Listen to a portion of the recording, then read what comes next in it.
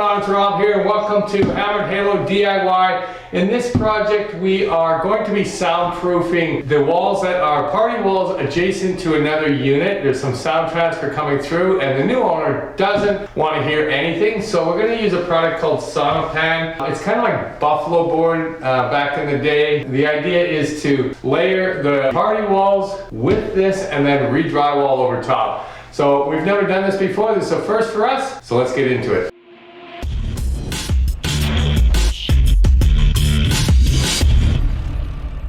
We're going to be standing the Sonopan sheets upright, spanning the whole wall from floor to ceiling. The installation is as simple as installing drywall. Each sheet weighs about 25 pounds, so it's a lot less than drywall, which obviously will make the process go a lot faster. I'm cutting the Sonopan with a sharp utility knife, however you can use a track saw or even just a skill saw with a straight edge. One thing I noticed right away was the amount of dust accumulating in the air just from cutting and moving the boards around. So definitely a good idea to have a good N95 mask or even a respirator mask while you're working with this product. I'm just wearing a cloth mask with an extra layer filter inside, which is still not ideal, but we'll have to do for this project since I don't have an N95 on hand. With the construction of townhouses like this one, designers and builders don't often give enough attention to soundproofing of walls. The reality is that walls are typically constructed as inexpensively as possible, with shared walls being made from little more than 2x4 or 2x6 construction. A layer of drywall on each side, and if you're lucky, maybe some cheap fiberglass insulation. Most residents and owners of this type of housing typically describe the noise transmission between units as paper-thin walls, and that's because noise travels through vibration. Sound waves tend to travel along the path of least resistance, similar to water, often making it difficult to accurately identify from where the sound is originating. For example, noises can be slipping through or under a door,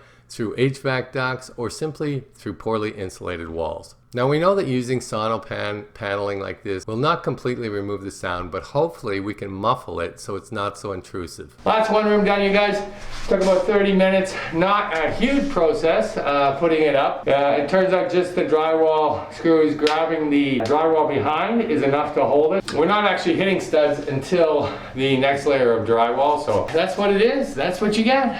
Okay, we're now on to the second room. This one's only, jeez, it's only like 10 feet long. Should only take about 2.5 sheets of this stuff, so it'll go pretty quick and then we can start boarding this up.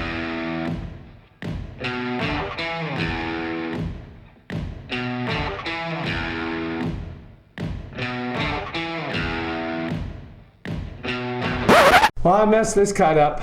That's why you always measure twice, cut once. But because it's just Sonoboard or Sonopad, I'm going to just put the piece back in there, cut out a new one here, and it'll still work as it should.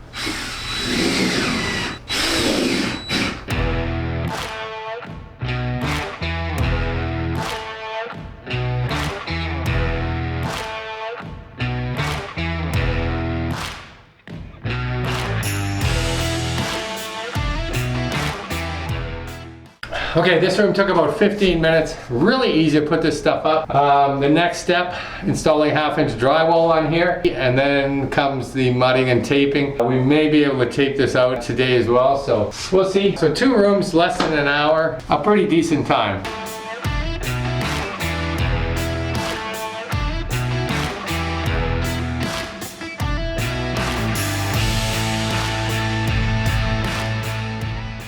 Okay, now we're on to hanging the drywall. We're using a 1/2-inch drywall. We'll be installing it horizontally and using 2.5-inch drywall screws in order to get through all 3 layers of paneling and into the 2x6 framing. When installing drywall, you always want to make sure to stagger your seams. There's 2 reasons for staggering seams. 1, staggered seams are stronger because the joints, the weakest part of the wall or ceiling installation, are minimized. And 2, staggered joints are less visible and easier to conceal for a flawless finish, offering a smoother, more professional look to a completed job. Okay, now that we've got all the soundboard up and a layer of 1/2-inch drywall, I've still got time today to to tape out these two walls in both bedrooms. So I'm gonna go ahead and do that. In our next video, we will be expanding the elimination of sound transfer in this unit by creating multiple layers of protection over the lower level ceilings using a combination of different techniques. So if you haven't subscribed yet, go ahead and smash that subscribe button and turn on the notifications by hitting the bell icon so you get notified the second this next video on sound transfer is released.